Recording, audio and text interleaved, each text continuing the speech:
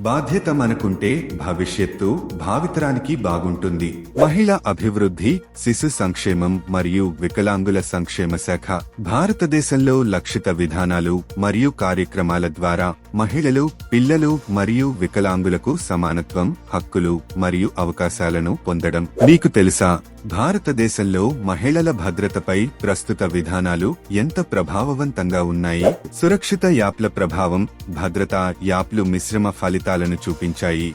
గ్రామీణ ప్రాంతాల కంటే పట్టణ ప్రాంతాలు మెరుగైన ప్రతిస్పందన సమయాన్ని చూస్తున్నాయి. ఫాస్ట్ ట్రాక్ కోర్టులు. లింగాధారిత నేరాల కోసం ఫాస్ట్ ట్రాక్ కోర్టులు బాధితులకు న్యాయపరమైన ఆశ్రయాన్ని మెరుగుపరిచాయి. ప్రజా చైతన్యం. పెరిగిన ప్రజా చైతన్య ప్రచారాలు మహిళలపై నేరాలు ఎక్కువగా నివేదించడానికి దారితీశాయి. పోలీసు సున్నితత్వ శిక్షణ. లింగాధారిత హింసను మరింత సున్నితంగా నిర్వహించేందుకు పోలీసుల కోసం ప్రోగ్రాంలు ప్రయోజనకరంగా ఉన్నాయి, కానీ విస్తృత అమలు అవసరం. సమాచారంతో ఉండండి, సౌకర్యంతో జీవించండి.